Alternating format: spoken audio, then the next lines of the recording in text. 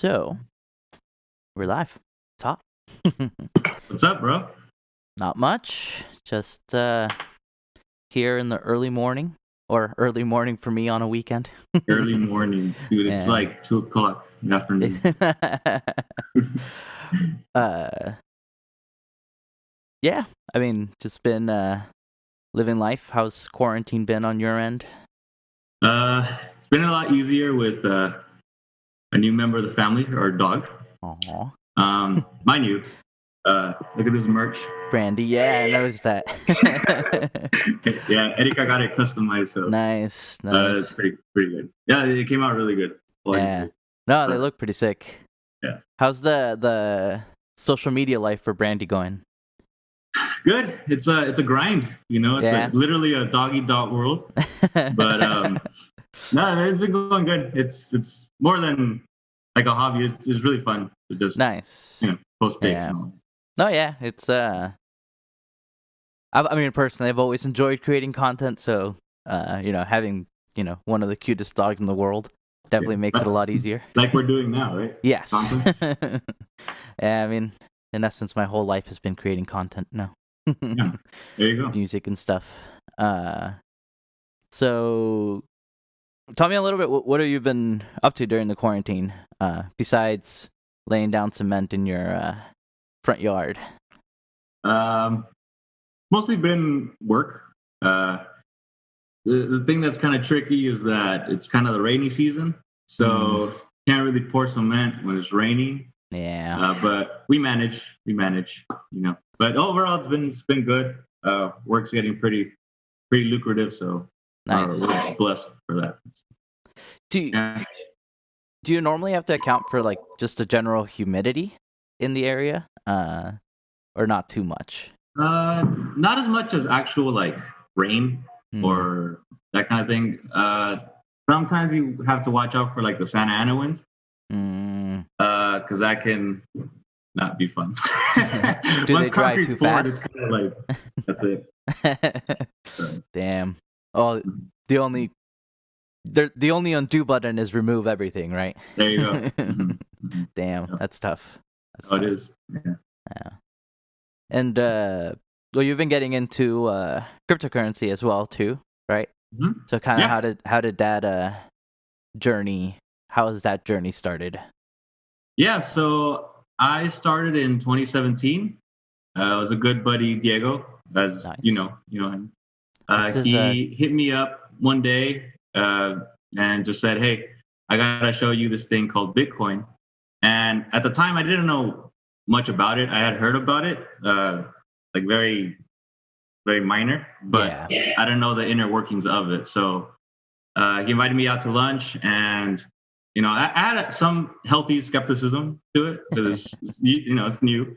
But Diego's a good friend, and he was gonna pay for the meal, so I was down. And we had lunch, talked it over, and what was really eye-opening to me was that it wasn't just Bitcoin, it was also other cryptocurrencies that he was telling me about. And that opened my eyes to the fact that there's actual innovation going on in this space. And I did my research, these past 3-4 years, did my due diligence, and I'm pretty much floored by the amount of innovation happening. Nice. What does innovation look like in the cryptocurrency space? Yeah, so it's mostly use cases in real world applications. So just diving into Bitcoin. Bitcoin is a type of cryptocurrency. Yeah. It's a digital and global form of currency that's used on the internet. And what Bitcoin tends to solve is the issue of being able to send tokens or Bitcoins to one another without a third party intervening. So, I mean, that's one use case. Bitcoin solves the finance aspect of it. And there's other cryptocurrencies too that want to build on the current way, I guess, society works right now, which we can get into later. Yeah. One of the, I guess, curious parts for me has always been the fact that cryptocurrency is living in like it's a disruptor technology, right? So it sits in the heads of like the Facebooks and the other tech giants that kind of have evolved, but it's also disrupting a industry that like doesn't seem like a real like industry. It seems more like a certainty, right? Like the financial markets currency like seems sort of like a default in my brain, right? Like the dollar is the dollar. I guess you could innovate the dollar by making it fancier paper, but like it's money, right? So how it's like a really weird space to be operating in as a tech company. And I mean it really is a paradigm shift. Like you think in the dollar, oh, what is my dollar worth? But I think the paradigm shift that's happening now is people are starting to think, oh, how much is my Bitcoin worth in Bitcoin terms rather than dollar terms? So it's kind of like, what do you say? It's a transition that's hard to make. Yeah. Because you see how tech advances over time, and you see how money advances over time, and you realize that the transition, from going to one piece of tech to the next is hard to make for most people. But the truth is, the change or the revolution is happening today, and it's just assimilating slowly but surely. So I know like the original aim of Bitcoin was to wholesale replace our current centralized banking systems, right? The way we generate cash today is the Federal Reserve decides, hey, we need this many dollars in the market. We need to start kind of doing the fractional reserve against the lower banks and start kind of pumping out the bills to create that cash market, right? And do it reasonably to try to maintain the inflation rate. They do what they can to keep it, a stable coin that is true to the things it can buy.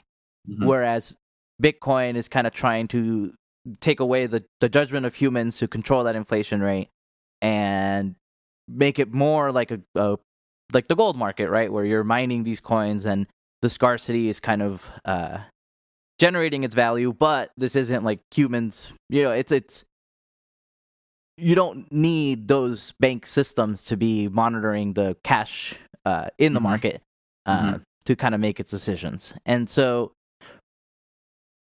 one of the things there has been resulting in the kind of crazy inflation we have seen with Bitcoin. I think, how much do you think that that inflation and change in price has stabilized or changed? It's like... So I get asked a lot, hey, because people know that I've been in the space for a few years, and they've asked me, hey, so is Bitcoin in a bubble?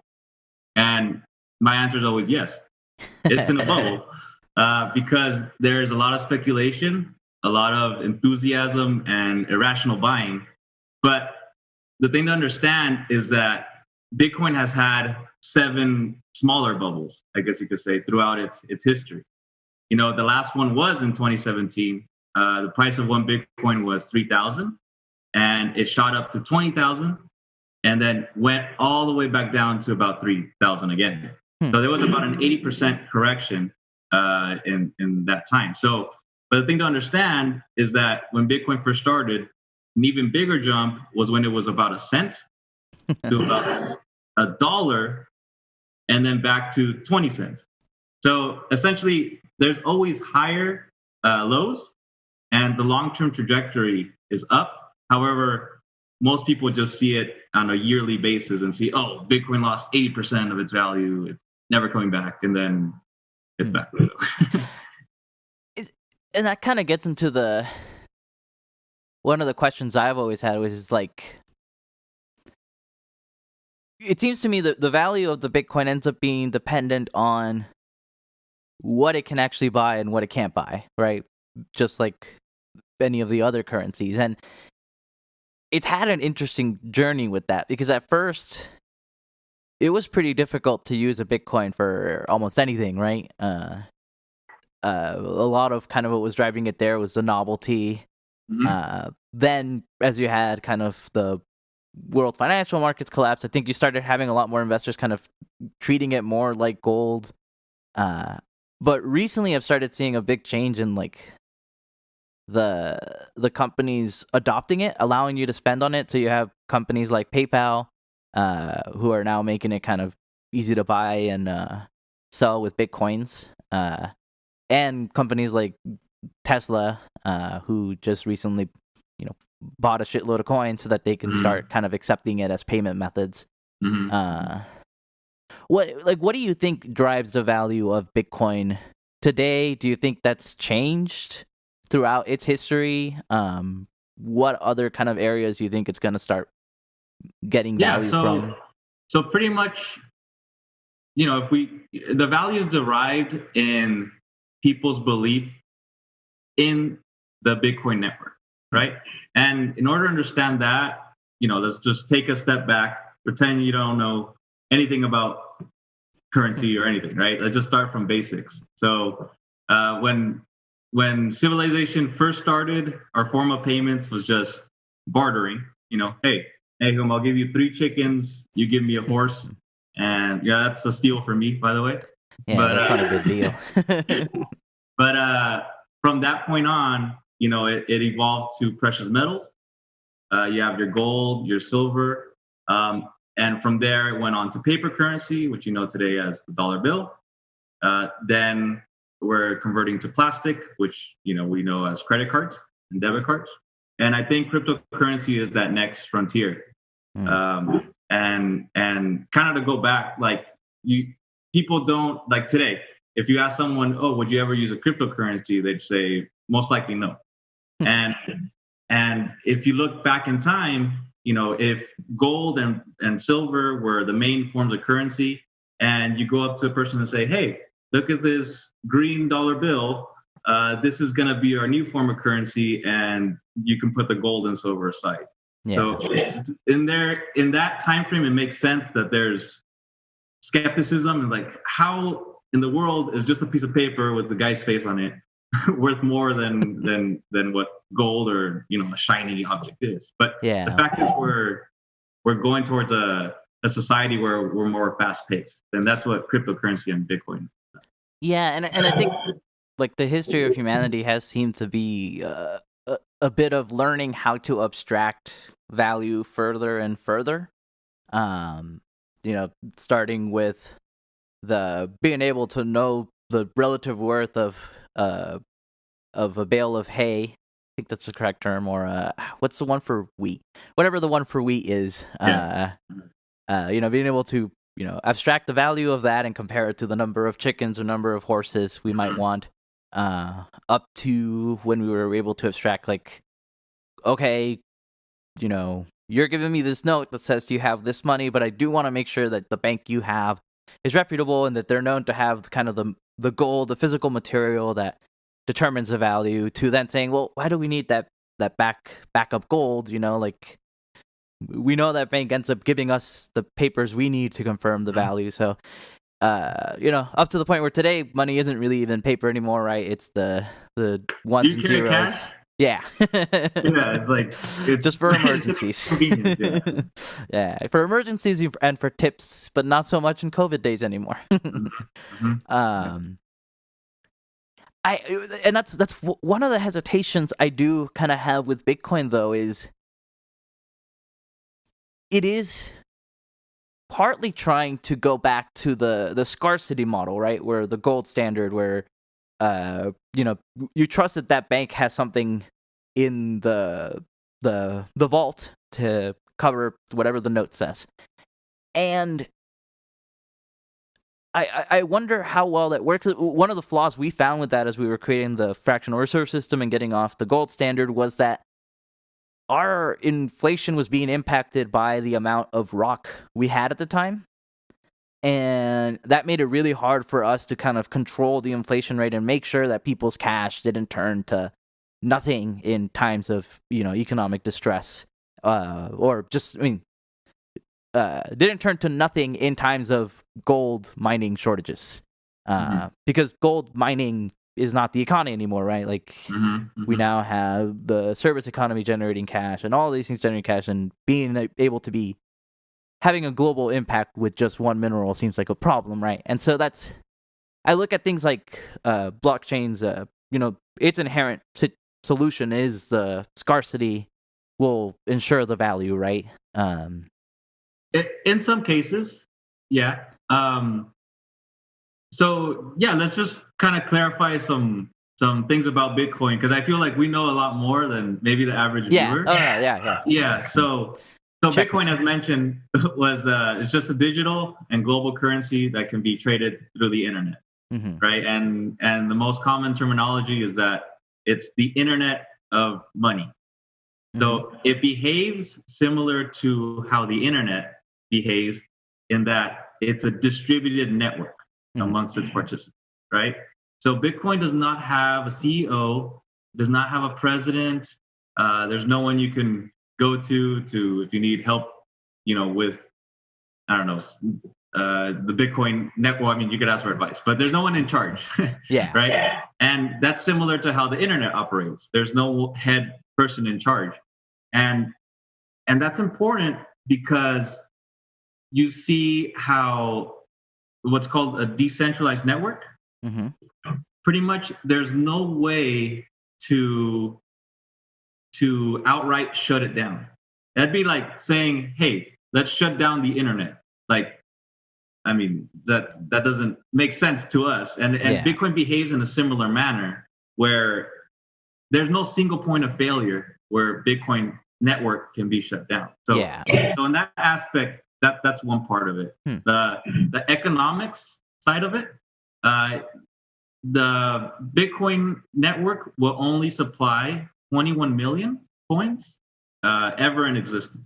And currently in circulation, there's about 18.5 million, right? The issuance model of new Bitcoins entering the system is about 6.25 Bitcoins every 10 minutes. So that equates to about maybe like 50, 60,000 Bitcoins per year, right?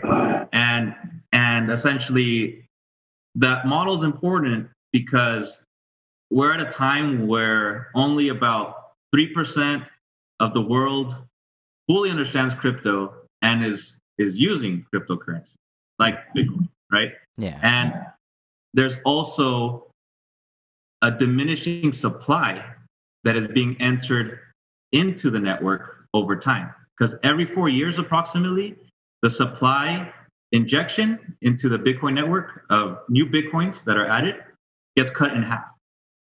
So 4 years from now, there'll be about three Bitcoins every 10 minutes.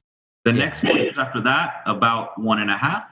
The next 4 years after that, and then the cycle keeps repeating. So less supply, and mind you, we're at the 3% mark of people using Bitcoin and cryptos.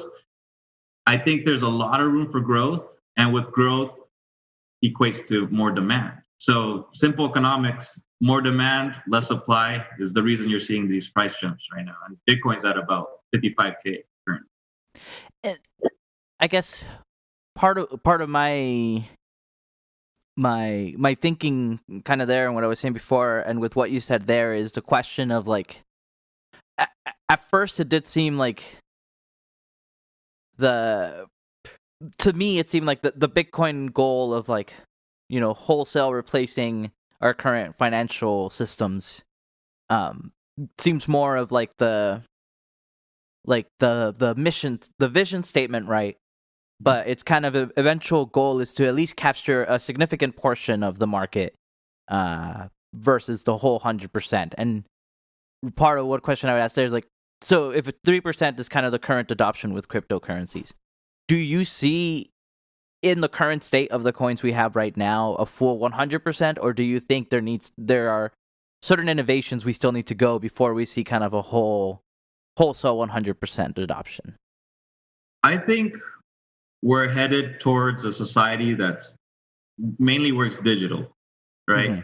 And kind of what we were talking about before, I think federal governments are going to come out with their own like currency, fiat-backed cryptocurrencies, like Fedcoin, right? And that's done so in order to keep control of the citizens that live in that country. And the important thing to understand is that Bitcoin can be seen. The value proposition there is twofold, and it depends on who you are or who you ask. We are part of the 20% of the world that lives in a modernized society, right? Mm-hmm. Like America, Europe, Canada, right? Yeah. So we don't necessarily need Bitcoin as a transaction use case. However, it can serve as an inflationary hedge, right, to our government. And the way our governments run is there's a never-ending cycle of printing money, right? And with inflation comes the devaluing of your purchasing power. So the dollar depreciates in value. And the beauty of Bitcoin is that it is completely detached from any government, any country, any political power. It's another option that can coexist with the currencies that we see today. Yeah. And I think I see that kind of as like the narrowing window of like the Bitcoin ambitions that I think end up kind of making it a bit of a stronger investment choice. Whereas I think the people back then who were betting on it becoming kind of this replacing of the currency maybe were over selling it, right? But now we're kind of seeing it as this hedge against the global markets at bay, so sort of more like your gold kind of investment, which just it's part of diversifying your portfolio, right? Part of keeping monies in different baskets. Yeah, and like I said, it's twofold, right? So that was one part of it, and that's the minority. We're very privileged to be living in the U.S., but there's the other 80% that live in third world countries, and for example, people in Venezuela, their bolivar is just inflating to the point where their citizens don't even believe in the currency and its value. Like I saw this girl making like purses out of the bolivar like dollar, like and nice. Like it's just like it's pretty eye-opening that the currency inflates to this point. Like I was watching this little YouTube video on a documentary of inflation, and they hit on Zimbabwe. It got to the point where they stopped counting in like the number on the bill. They just weighed the bills in order to determine how much that was worth. Damn. So and in one part of that documentary too, they saw a man, wheelbarrowing like a big stash of Zimbabwe dollars or whatever they used, right? Man. And they were carting it, and then they asked the man, "Hey, so aren't you scared that someone's gonna rob you?" And the man replied, "No, if anything, I'm more scared they're gonna rob my wheelbarrow because that's worth more than the money inside it." Oh man, yeah, and that makes a lot of sense. Where like there's still a lot of room to grow in those countries with very unstable currencies. Like another funny one I heard was, I don't remember the country, but our servers can only hold so big a number in the space we afford for kind of integers. And they had the problem where their currency was so inflated that they couldn't fit it in the processors for their computers. So like the tellers had to know to always multiply it by 1,000 to get the real number of coins they had. Wow.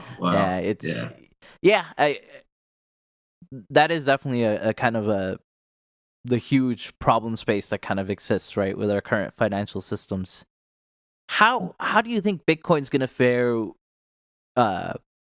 in place with the competition too that's kind of burgeoning up, right? Because there's other coins aimed at that. I know kind of Facebook's Libra is the big one that was trying to tackle that problem space of, foreign countries, one, trying to exchange money with each other without being charged kind of unfair fees, and two, being able to put their money into something that isn't as crazy as their home currency. Yeah. So Bitcoin is the first of its kind. So it's the first cryptocurrency created in 2009, and it's based off of the revolutionary tech of the blockchain. So the real selling point with Bitcoin versus other cryptos like the Libra is that, again, it's a completely decentralized network. So, if Mark Zuckerberg steps down from his CEO position and abandons the Libra project as it's going on, that's inevitably a point of failure, right? You have a CEO in charge that potentially could have an impact on whatever cryptocurrency that is created. Yeah. Whereas Bitcoin is it's an internet protocol, and that's something that cannot be changed or influenced in how CEOs or presidents behave. So in that aspect, that's a big advantage for Bitcoin. Yeah. I think one the way I would see it would be that it would be kind of it's a breakdown, right? While some of these coins are adopted, a certain percentage, the Bitcoin will always kind of be there because it's really the only and the first one that is in that decentralized space without any real controls. Which I question too how much the people upstairs are going to fight and will keep fighting, right?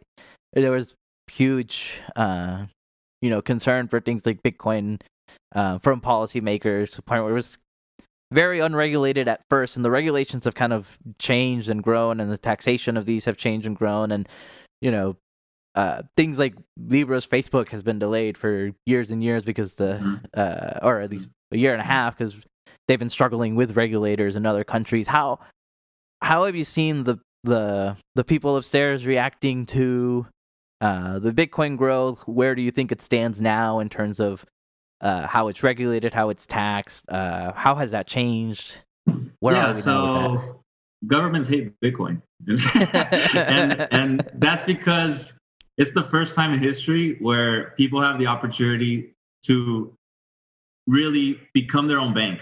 And instead of relying on a corrupt institution in other third world countries, they actually have the ability to hold their Bitcoin and be their own bank. Essentially, they are able to store their wealth, preserve their wealth, and governments don't like that. They're threatened by that because this is the first time that banks are being rivaled by a new form of money that we're starting to see. Yeah. But I have seen, at first the strategy was dismiss and obfuscate, right? Like, you had all your Chase CEOs or your U.S. government say, "No, this is a fad. It's gonna go away. Screw it."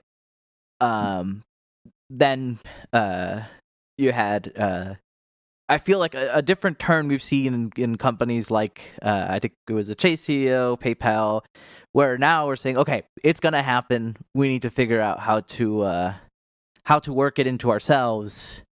And to me, that's always been kind of the better fighting strategy. But it will be interesting to see how it ends up playing out, because a significant portion of the Bitcoin consumer demands that their coin be decentralized and I read a term recently, was the censored. I don't know if you've heard of it. Censorship resistant. Yeah, censorship resistant, something like that. But it is curious to me to see how the global financial markets have been reacting to it. and they'll keep reacting to it, right? Like, yeah, and like for example, I know today like Nigeria outright banned Bitcoin. Damn. Yeah, so people in their society can't even use it. But you can do an outright ban, which is what hand to fist. Hey, you can't use Bitcoin. But the thing to realize is that because it's an internet protocol, all you need is your basic smartphone or your basic computer and the ability to download an app. If you do those things, you can plug into the Bitcoin network. It's completely permissionless. There's no one that can tell you, hey, you can't join, you can't participate in this global economy.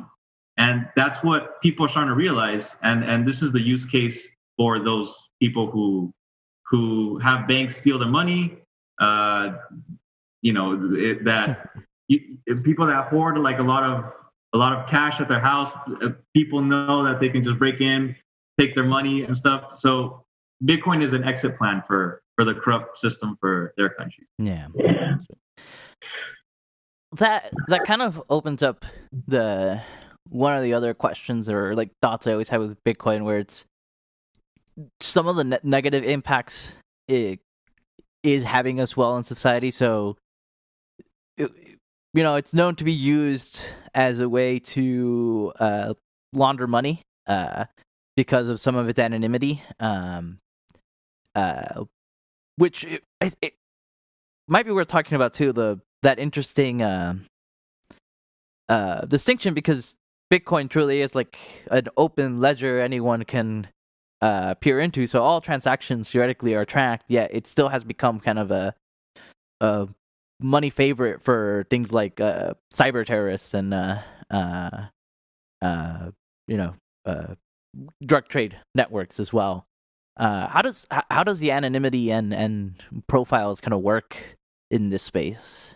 Yeah, so criminal activity is prevalent in any form of money, right? And it's good to note that criminals tend to flock to the path of least resistance, right? And currently, since cryptocurrency is so new, that's the go-to for criminals to be able to, launder their money or even participate in like the black market, right? Yeah. And so, and we saw that similarly with the internet when it first came around. And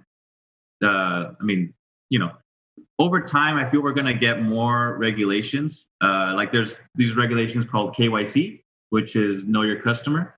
And what they're going to try and the government's going to try and do is enforce these laws that pretty much force cryptocurrency exchanges to verify who is purchasing or who is transacting their dollars for cryptos. So in that sense, you need to verify with your identification and other documents that's needed to track who's doing what. So we're so early still in this space where we're slowly inching towards more regulation, and I think that's going to bring more legitimacy to the market. And how has the crypto community responded to regulations like that? Are they generally positively received? Is there well, when it first started, there were a lot of crypto anarchists. Throw down the system and overthrow the dollar. But I feel now people are more open to regulation, and institutions that want to get into the space crave regulation. Yeah.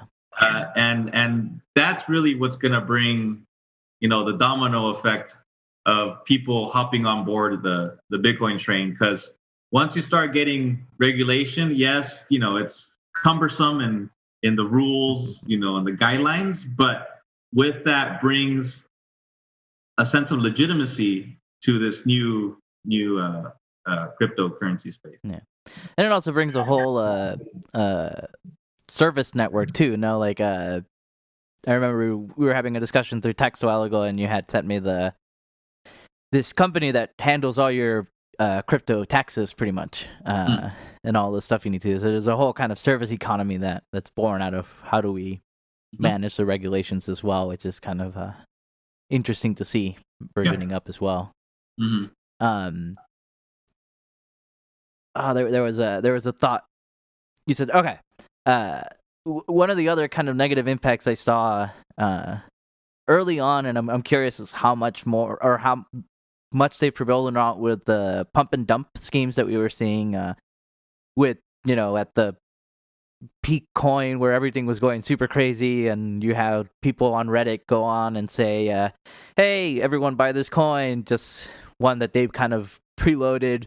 As soon as the price was high, they sell.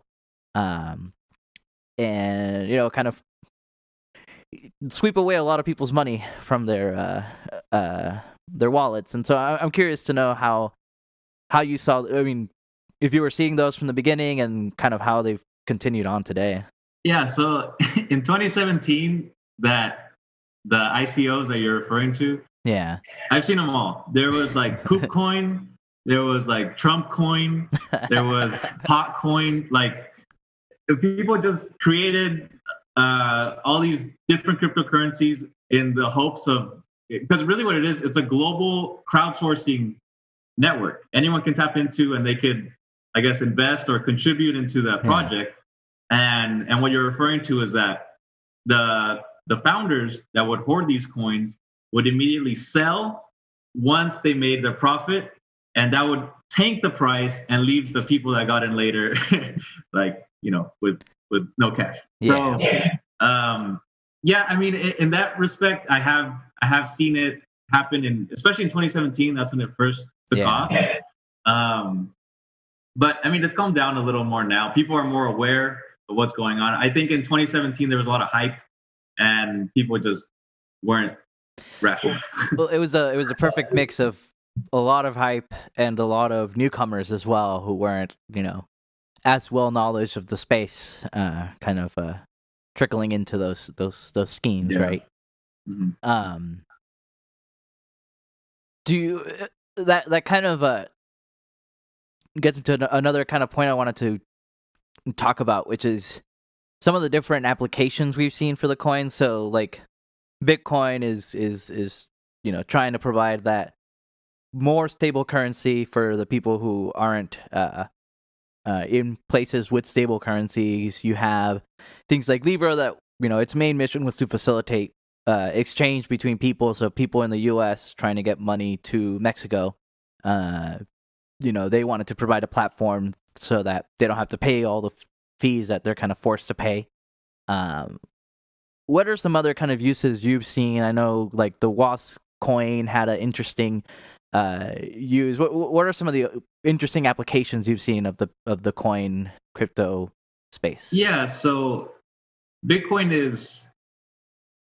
tries to solve the finance solution. Yeah. But for example, the next top cryptocurrency is called Ethereum. Mm-hmm. And their niche is what's called a smart contract.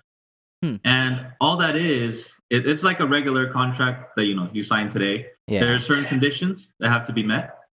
And in the smart contract aspect, if those conditions are met, then the recipient is rewarded with the Ethereum token, which is another cryptocurrency. So did you know you could actually put like the title of your car on the blockchain? So you can put it on the Ethereum blockchain, right? And that's pretty cool, because if a seller or if a buyer sees that ad or whatever, then they want to purchase the car, they can actually see the past history of that car. So they can see what accidents have happened. They can see how often oil changes occurred. They can see, if it's an actual lemon, right? Because you don't want to purchase a car and it breaks down on you. So there's and all that information is stored on that blockchain that I was referring to. And once the buyer approves of it and clicks, want to buy now, that smart contract that I was referring to executes. Ethereum gets sent to the seller, and the buyer receives the title to the car. Yeah. That is interesting. So it's using physical assets to kind of maintain the value of that coin. Correct. That is really interesting. I think it's the I got into Hyperloop only because I'm a Apple nerd. But the Woz coin, does a similar thing where their assets are the energy efficiency contracts or building projects that people want to do. So they crowdfund through there. And that's interesting too. Like, Ethereum is doing a coin as well. There is also the application of, well, I guess technically it would be a coin as well, but like I've seen the application too of blockchain in or hypothesized for now in music streaming, where the right to the song like it would be used to handle the royalties payout for the user. So as a song is played in this network, that's recorded into the blockchain, and then we know how much we need to owe the musician in the market. So that's it's interesting to see where blockchain is going. Do you want to explain? Do you want me to explain blockchain? Yeah, I think that would be good. Okay, so blockchain is the system or the tech that makes all these cryptocurrencies run, right? And okay, Nagum, I want you to close your eyes and envision this scenario. Okay. So pretend you're in front of a bank vault. And, a bank vault is that circular door that you see in a bunch of bank heist movies, right? Okay. You go inside that bank vault, and inside all you see are rows and rows of glass boxes. Right? Now, these glass boxes, because they're made of glass, are transparent. So you're able to see what's inside these boxes, but you can't access its content. Okay. Each box has a specific key that you need in order to open the box, right? And that's essentially the premise of how blockchain operates, and we can kind of break that down. So, so in this case, the contents inside the box, right, are the actual Bitcoin or the cryptocurrency.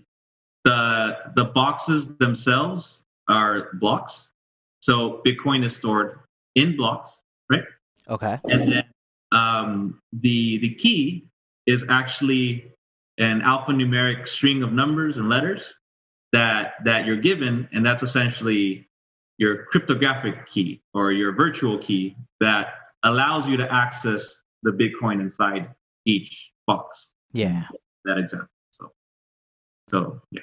Okay. Interesting. That is the first time I've heard that analogy. Nice. So,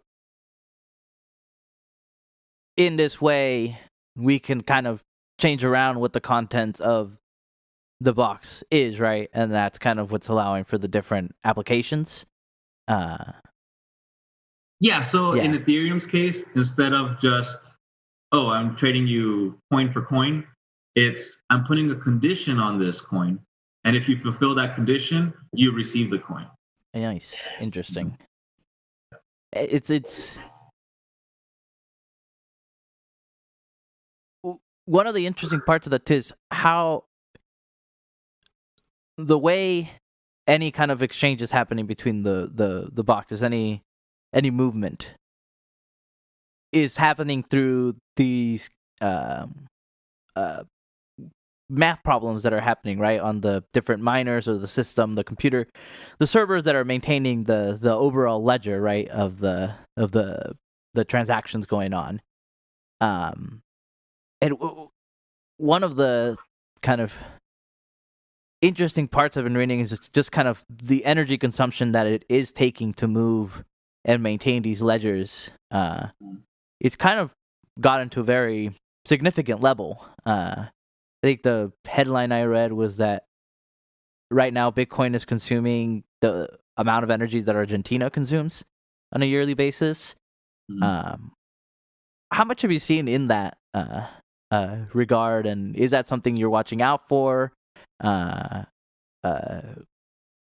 does the energy consumption area play into the Bitcoins? Yeah, so the energy consumption is, I guess, a necessary evil to verify that the Bitcoin network is operating. However, the amount of energy expended to verify each transaction is, I guess, the amount of work that needs to be done in order to validate that Bitcoin itself has value. So essentially, you have to put in the work to receive the tokens to, further have validity in the Bitcoin's worth, right? Yeah. So in that aspect, it's a necessary evil.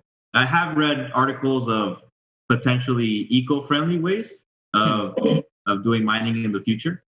So there is that aspect, and actually Elon Musk was getting a lot of crap because he's electric cars, no gas, and you invested 1.5 billion in Bitcoin, and that's using a lot of energy consumption. So in my opinion, I think since we're still so early, there are going to be ways to further mine Bitcoin and validate it with eco-friendly manners to do so. Yeah, that's interesting. Yeah, I think one of the quotes I read that was the most British thing on the BBC was that it could power all of the kettles in the UK for like 20 years. Its current usage, but the counter to that too was the point of theoretically you could be mining this in the background of all the appliances you keep connected as well. And it's about that same energy consumption. So while it is high, like as we figure out ways to improve the efficiency, if it starts becoming a more dominant energy source currency source for a lot of people, they might start buying appliances that can kind of be generating those bitcoins as well. So it's an interesting space. Yeah, definitely. I think so. We've gotten through a lot of the stuff people may have seen headlines about through Facebook. I think one of the parts that people don't get as much information on is how and exactly how people can be involved in the space and how much they should be involved in this space. So I guess I would start just with a simple question of like, how can someone get coins right now? Yeah, so in order to exchange, your cash for tokens, you need to go to a cryptocurrency exchange. So similar how we go to San Isidro, exchange dollars for pesos. You go to a cryptocurrency exchange. Los cajeros, as they're called. Yeah, there you go. And you do that online. So you just go to a website and essentially exchange your tokens. The most popular is called Coinbase. So you could just go to Coinbase.com. You can learn more about it. And I also use another website called Binance.us.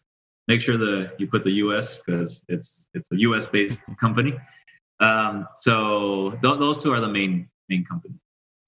And do you normally just buy and hold? Do you buy and use it through PayPal or other places? Kind of what, as you're buying, what are you doing with these coins? Yeah, so I'm more in the mentality of, mind you, this isn't financial advice. Yeah. But I hope people aren't trusting us as financial. Need to clarify that. Yeah, providing real legal or financial advice. Yeah. But I'm more of the buy and hold. Okay. Based on the readings I've done over the years, I know the wealthiest people tend to buy appreciating assets and hold them for as long as they can. And I think that's the proposition we're getting with Bitcoin. Yeah. So I'm more of the buy and hold. Okay. Interesting. We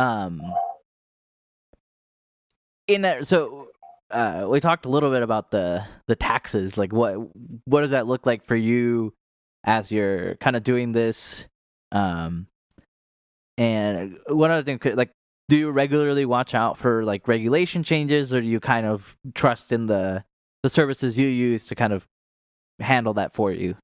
Yeah. So currently, taxation in regards to cryptocurrency, it's treated like property. Okay. So if you, or similar to stocks as well, or it's kind of treated as taxable income. Yeah. So and you're only taxed on cryptocurrency when you sell.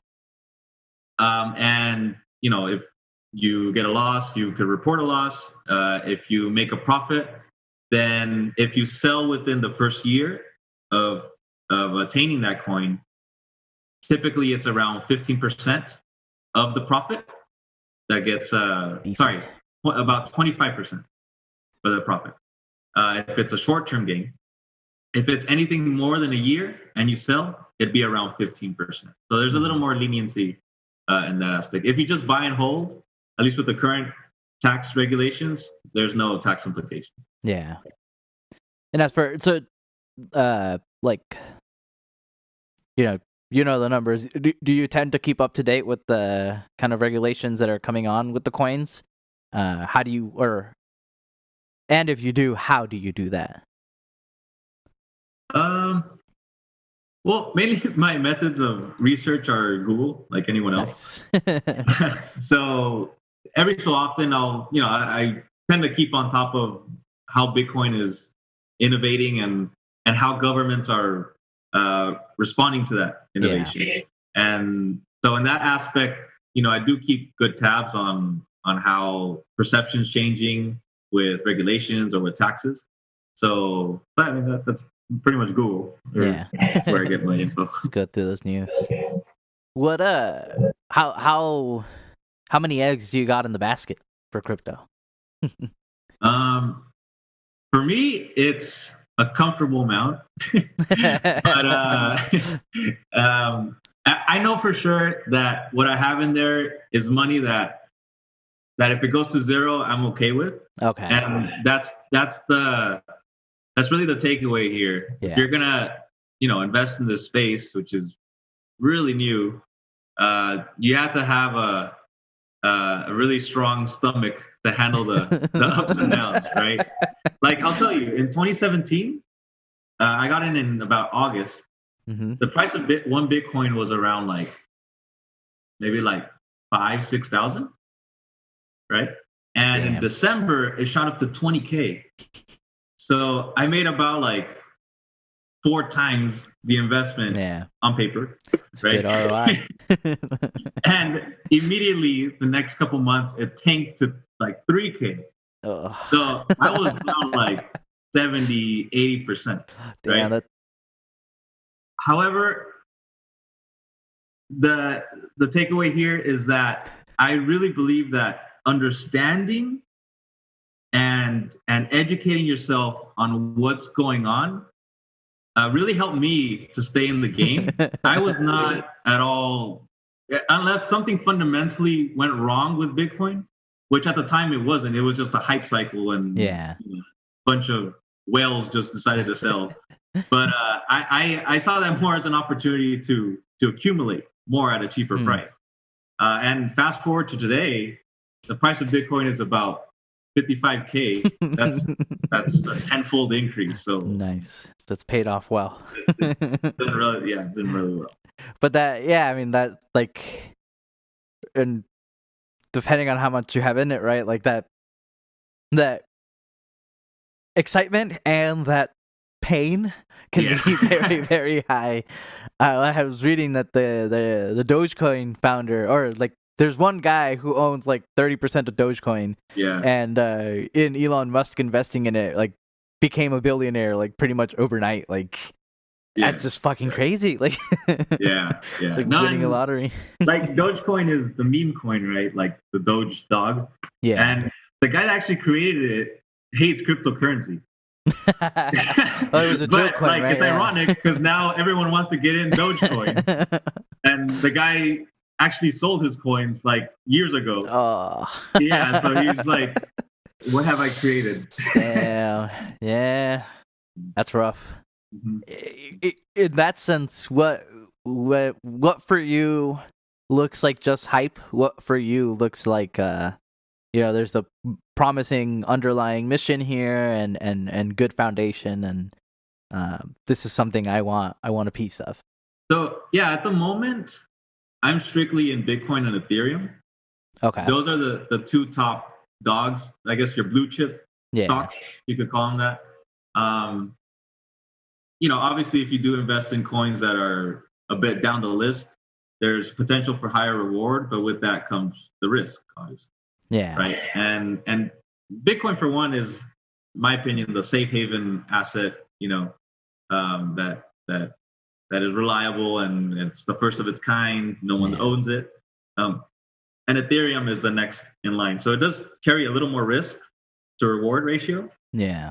But I think, at least in my portfolio, that's a good hedge against, my traditional investments like stocks or real estate. So.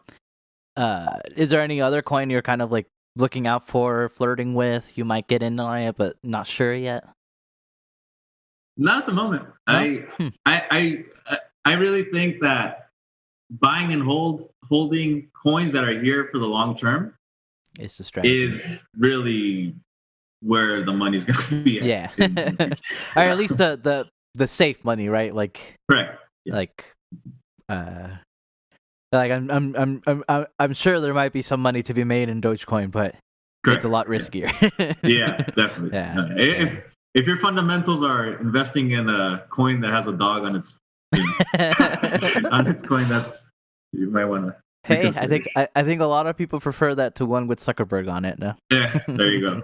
What's the difference? Yeah. One thing to bring up about Dogecoin too, there's actually I think about 5 billion Dogecoin that are injected into the system or in the network every year. So there's a constant inflationary model here, and that's what people don't realize, because they see, oh man, Dogecoin is going to be the next Bitcoin. It's 5 cents. I could get it now, but it's a completely different mathematical model than what Bitcoin would be. Because it's always producing the same amount of coins every year. It's worse than the U.S. government. Whereas Bitcoin is kind of naturally regulating its inflation rate by reducing the amount of coins that can come out each year. Correct. Yeah, interesting. That's a cruel prank, actually. Now that I'm thinking about it, that reminds me of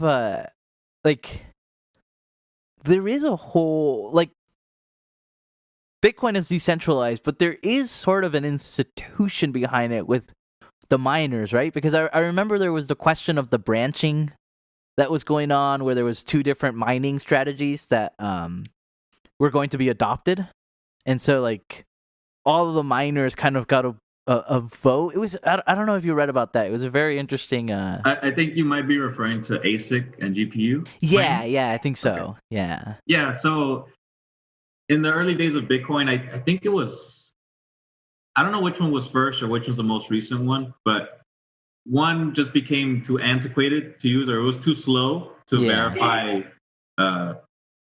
these Bitcoin transactions, and eventually they evolved to a new form of mining. That's what I think can eventually come to eco-friendly mining, because there's still current innovation going on and progress.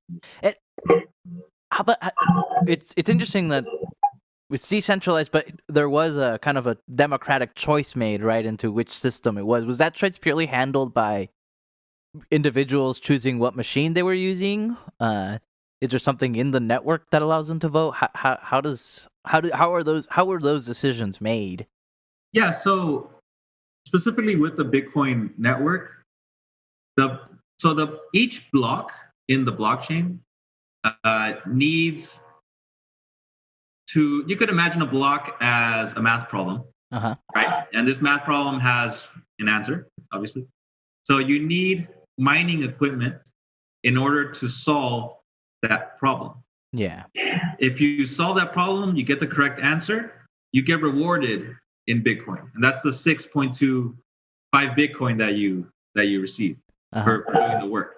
As time progresses and there's more people attempting to solve these problems, the difficulty of these math problems increase exponentially. And if you compare it to like 2010, the math problem was literally like 2 + 2 because no one wanted, to use Bitcoin or no one Nice. knew. But now it's like you have to use like the quadratic formula and I don't know, some other stuff to solve it. So it's like the computers have to be like that shot from Hangover where John Gaffett, the math equations are all around him. Oh yeah. He's looking all around. Yeah,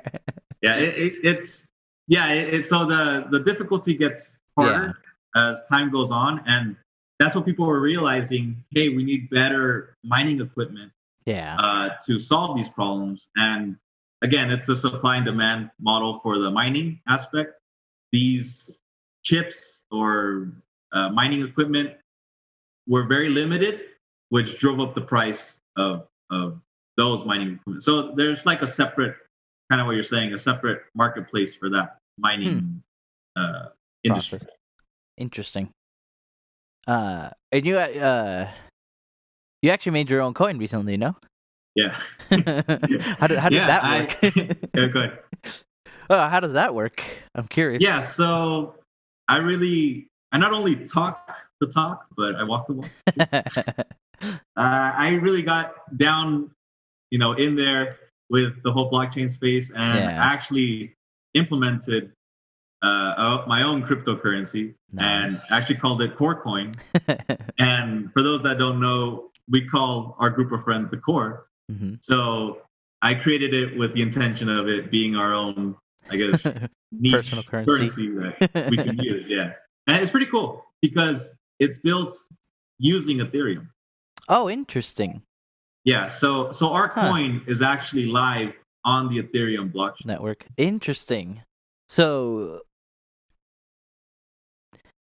Ethereum is more of kind of like a platform then, huh? Than versus like it's really just a coin. Yeah, that's curious.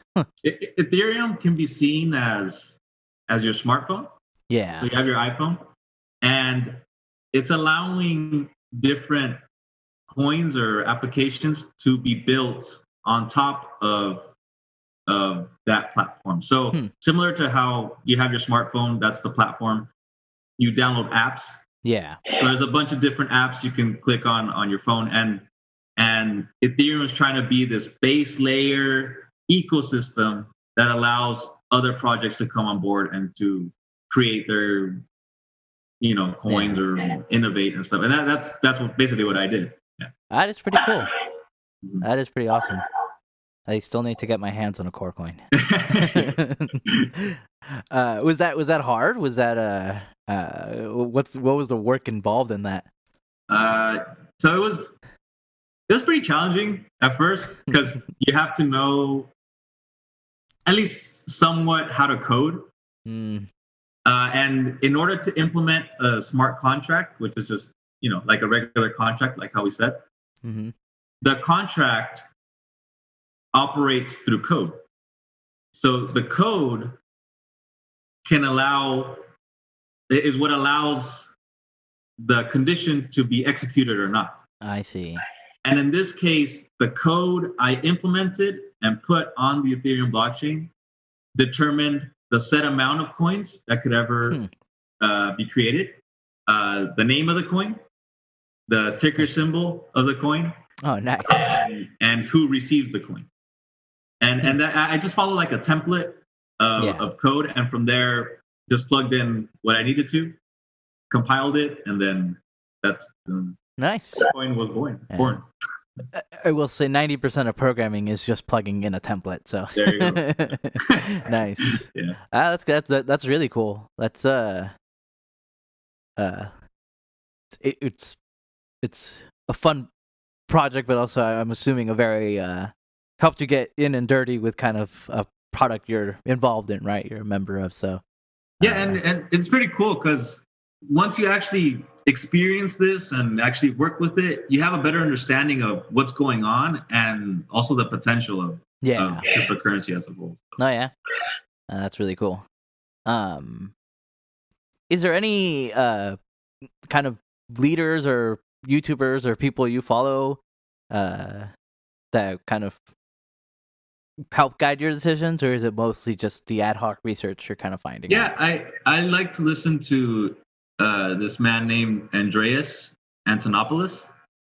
He's basically like Bitcoin Jesus. Nice. He's from Greece, and he kind of talks about how his system is corrupt even today, and banks at any moment can decide to take 10% off of everyone's savings account because they need the liquidity to operate. Damn. Right? And he's seeing that shift in his home country, that people are starting to move their money away from paper money and fiat currency into cryptocurrency. So he's very knowledgeable. He's a computer scientist by trade, but he can also explain what's going on and the implications in plain English. So he's super reliable source. Nice. On that note, that brought up the curiosity for me. You had mentioned it was 3% that kind of adopted cryptocurrency. I'm assuming that's not equal across all areas. Is there any kind of nation or country that's like been heavier in adopting versus other ones you've seen?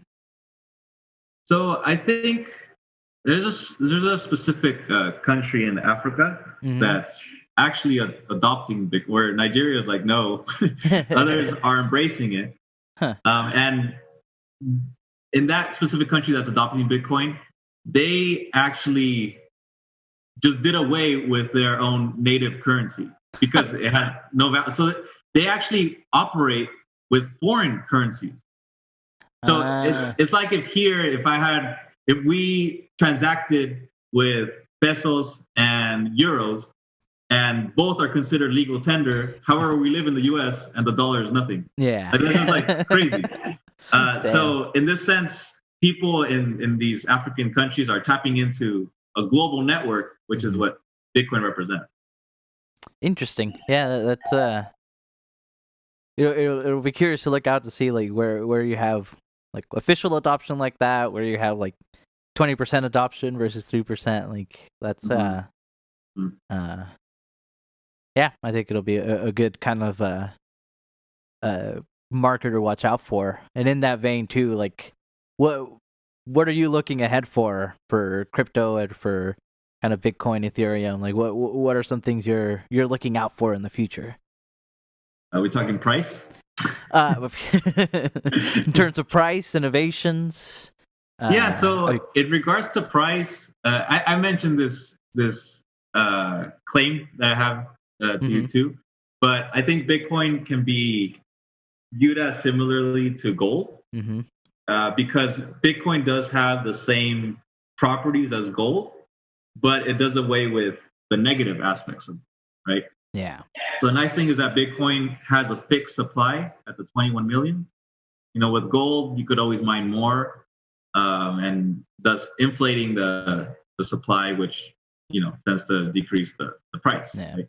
Which you can also, I think gold is slightly monopolized in the world too. So there's specific companies that kind of hoard their gold too, which inflates the value and fucks with the system. Yeah. So there's that part of it, and then gold is really hard to move from place to place. If like for example, those people that you're saying that hoard all this gold, if they wanted to move areas, they had to pay like hundreds of thousands of dollars for the means to be able to move all this gold to a new area. With Bitcoin, you have it all on your smartphone, and if you need to move, just pick up your smartphone and go. So there's that part of it. And then also an important thing to point out, people are intimidated by Bitcoin because its price is pretty high right now at 50,000. However, the common misconception is that people think they have to buy one whole Bitcoin. Yeah. Bitcoin is actually divisible up to 8 decimal points. And put that into perspective, one Bitcoin is equal to about like 4 quadrillion little bits. So there's a lot of, I guess, slices of the pie that could happen in the future. So it's divisible in that aspect. And with gold, if you want to send a little bit to someone across the world, let alone your neighbor, it's super hard to cut or to reassemble in order to make that transaction. So Bitcoin and gold I see in the same vein, but I think Bitcoin is superior in that aspect. And going back to the price, so one Bitcoin is currently worth about 55K, and the current market cap of Bitcoin is about 1 trillion. And that's a big deal because 1 trillion is the first point in where institutions are like, okay, it's time to start paying attention. It's no longer a fad or something that's gonna go away. So it's past 1 trillion, and the total market cap of gold is around 10, 12 trillion. Around. So we're talking about a potential of 10x increase for Bitcoin if at the minimum it matches gold. And just doing the basic math in regards to price, that would equate to about 500K Bitcoin per Bitcoin. So, which is pretty insane but if you look at 2017, Bitcoin price is at 3K. Hey, can we ever get to 55? It seems like a outstretched tall order. It's proven us wrong before. Is the Oh yeah. I think the logic is sound, right? Like gold, from the world over is like, not the most practical way to invest in this hedge against kind of the current global economies and the currencies, right? So like it does seem sound that it could theoretically replace a large amount of that market and of the other kind of metals and precious stones that might be used for this kind of purpose, right? So it'll be interesting to see. It is a bold prediction, but give it a decade. Yeah, I do think it at the least serves to show like there is room for the price to grow, as it stands, right? But the question is, how will the world receive it, right? The fundamental logic is there. So like, was it like 2 weeks ago, 3 weeks ago? That's when Elon Musk first said, "Hey, Tesla's going 1.5 billion into Bitcoin." Mind you, they're $1 billion in profit currently since they made that investment. So they made about like 60-80% of what they invested already. And another thing that was startling is that they made more in Bitcoin than they did in selling electric cars all last year, which is insane. Nice. So I think Tesla getting in the game is really the green light for other corporations and other companies in the S&P 500 to be able to say, oh, it's okay to hedge and invest in Bitcoin and treat it like as if it was gold. So in that aspect, that's pretty. There's a lot of room for growth. These guys have deep pockets. Is there any other adoptions you're hearing of or looking out for?